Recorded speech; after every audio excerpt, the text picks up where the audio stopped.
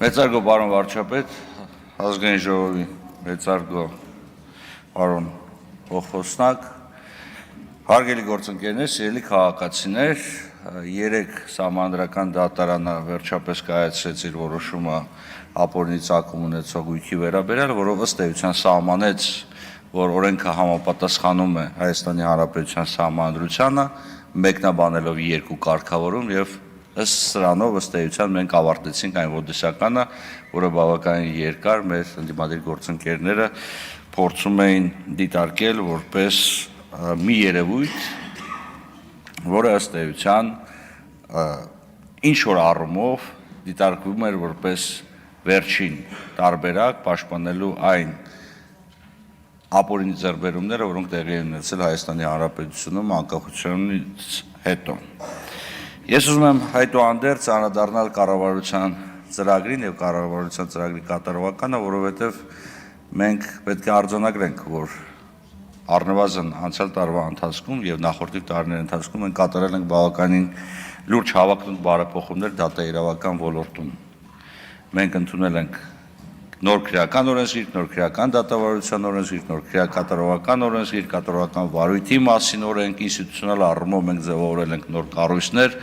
ձևավորվել է կոռուպցիայի կանխարգելման հանձնաժողովը, ձևավորվել է հակակոռուպցիոն կոմիտեն, ձևավորվել է դատախազության ապօրինի ծագում ունեցող գույքով զբաղվող համապատասխան ստորաբաժանում եւ այս բարեփոխումները շարունակաբար գնում են առաջ։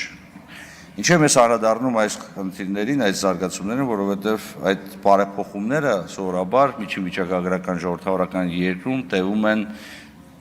տասնյակ տարիներ։ Մենք դա կարողացել ենք կանել մի քանի տարիների ընթացքում։ Եթե հաջողվի այս գումարման ընթացքում ընդունել նաև վարչական իրավախախտումների վերաբերյալ նոր օրենսգիր, ապա մենք կարող ենք ասել, մենք ամբողջությամբ թարմացված այսպես կոչված երկրորդային օրենսդրության բլոկ ունենք։ Այսինքն խոսքը պատասխանատվություն նախատեսող օրենսդրության մասին է։ Բայց մենք չենք կարող չանդրադառնալ նաև այն ժողովրդավարական զարգացումները, որոնք տեղի ունեցել Հայաստանի Հանրապետությունում, մենք չպետք է մոռանանք, որ էական եւ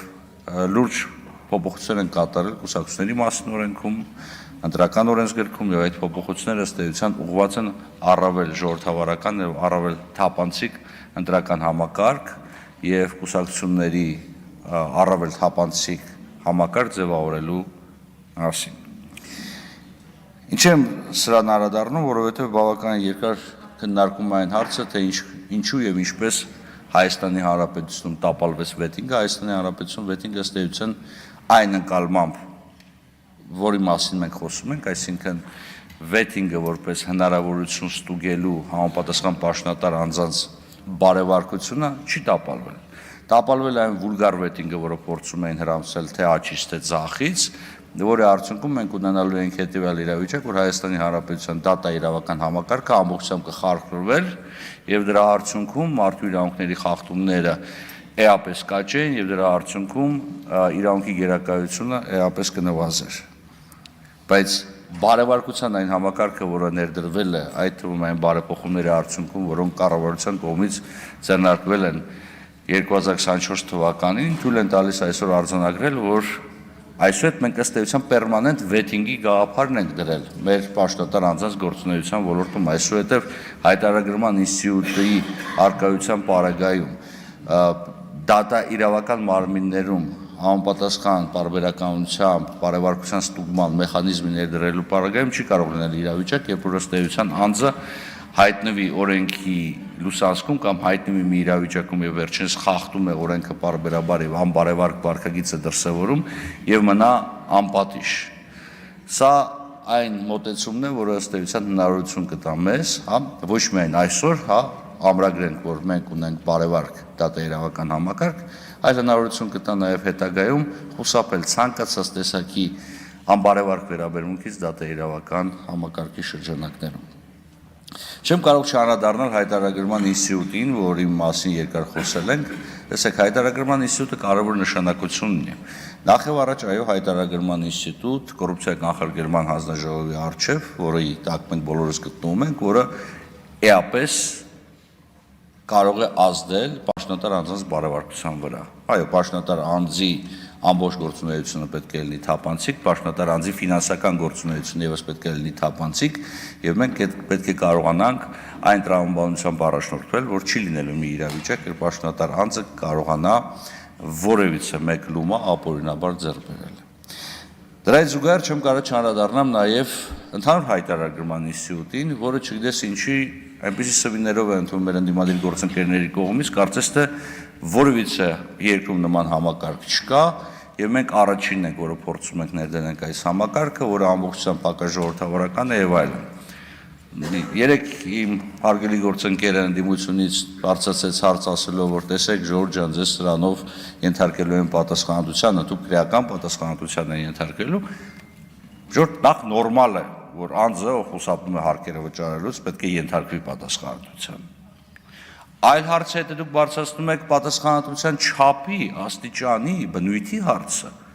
Այստեղ կարող ենք համաձայնվել, բայց դեք վերցնել մի քրեական օրենսգրքից մի հոդված, որը երբևիցե չի կիրառվել ընդհանուր հայտարարման շրջանակներում, ասել, այս հոդվածով ձեզ էս ենթարկելու են պատասխանատվության, այն պարագայում, երբ որ այդ հոդվածում հստակ գրված է, որ խոսքը վերաբերում է հանրային ծառայության մասին օրենքով նախատեսված հայտարարման պարտականություն ունեցող սուբյեկտների մասին, ասել սրանով ձեզ էս պատասխանատվության են ենթարկելու։ Սա իմ կարծիքով մանիպուլյատիվ դատողություն է։ Թեև ես էլի մնում եմ այն համոզման, որ անձը, ցանկացած անձ, որը խուսափում է հարկեր վճարելուց, պետք է ենթարկվի պատասխանատվության։ Եվ այստեղ մոտեցումը չեմ հասկանում մեր ընդդիմադիր գործընկերների։ Տեսեք, կարելի է ասել, գիտեք, մենք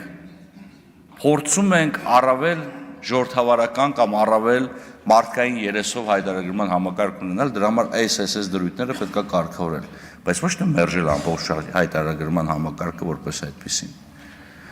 Եվ ի վերջո հայտարարումից է կախված հարկերի հավաքում, հարկերի հավաքագրումից է կախված պետական ծառայողների աշխատավարձը, ճանապարհաշինությունը եւ այլն։ Բավականին երկար եւ բավականին իմ կարծիքով ոչ արդար եղանակով անդրադարձ է կատարում հայոց ցեղասպանության հետ կապված հարցերին, մեր ընդդիմադիր գործընկերների կողմից կրկին։ Մի հարց տամ, էլի, ես չգիտեմ, ոնց դուք, ես 2002-2004 թվականին եղել եմ հայոց ցեղասպանության Թանգարան ինստիտուտի ասպիրանտ։ Էլ չեմ ասում, որ այն ժամանակ է, որ դուք ասում եք, որ այ մենք պայքարում ենք հայոց ցեղասպանության ճանաչման մասին։ Էլ չեմ ասում, որ այն ժամանակ ասպիրանտի աշխատավարձը կամ կրթաթոշակը կազմել 13000 դրամ։ Միջին աշխատակցի աշխատավարձը 34000 դրամ էր։ Սենց ենք պայքարում հայոց ցեղասպանության ճանաչման եւ դատապարտման համար։ Կամ լավ, երբ որ խոսում եք հայոց ցեղասպանության դատապարտման մասին, որ ասես շատ պաթետիկ ելույթներ եք ունենում։ Ժորժ ջան, մի հատ վերադարձեք Ռաֆայել Լեմկինի հիշատակին եւ հիշեք, որ դուք դեմ եք քվեարկել ցեղասպանության դեմ պայքարին ուղղված ամենակարևոր ժամանակակից գործիքին։ Միջազգային քրեական դատարանի կանոնադրությանը դուք դեմ եք քվեարկել։ Այն փաստաթղթին, որի մասին Ռաֆայել Լեմկինը ասում էր, որ մեզ այսպես դատարան է պետք, այսպես փաստաթուղթ է պետք, որ վաղը միսօր նման հանցագործությունների համար ոչրագործներ ենթարկվում պատասխանատվության, որը ուղղակի կամ անուղղակիորեն ցեղասպանության մասին կոնվենցիայի հոդվածներում էր նախատեսված, եւ որը ստեղծվեց ցեղասպանության կոնվենցիայի ընդունումից հետո 40 տարի անց, դուք դրան դեմ եք քվեարկել, ժողովուրդ մի խոսացեք սրա մասին, շատ եմ խնդրում, որովհետեւ խոսել սրա մասին նշանակում է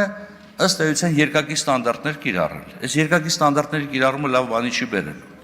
Եվ մենք պետք է շատ անկեղծ առերեսվենք մեր եւ իրականության, եւ պատմության հետ։ Այո, մեր համար անհրաժեշտ էր այդ գործիքը, այդ գործիքը ոչ այնքան ժամանակակից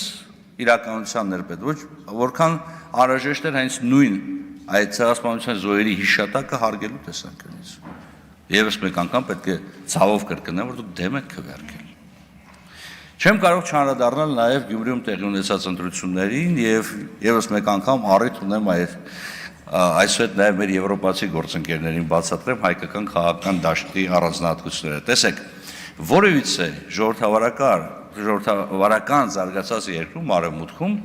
կարող է արդյոք Գյումրիում ընտրություններ ունենալ այսպիսի պատկեր։ Ոչ, բացարձակապես, որովհետև քաղաքական դաշտի առավել աճ եւ առավել ձախ ուժերը երբեք չեն կարող միանալ բոլորը միասին եւ ձևավորել այսպես կոչված նոր իշխանություն։ Դա պարզապես անընդունելի է, անհավանական, բայց Հայաստանում նման բան հնարավոր է։ Մենք կարող ենք ունենալ ծայրահեղ լիբերալ քաղաքական գործիչներ, նույնիսկ ասենց ասեմ պրոեվրոպական օրիենտացիա ունեցող քաղաքական գործիչներ, որոնք չգիտես ինչի ավարտում են, որ չգիտես ինչի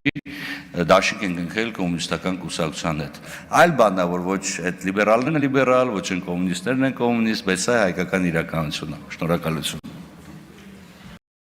Չմոռանաք հավանել տեսանյութը եւ բաժանորդագրվել Civic AM-ի YouTube-յան էջին։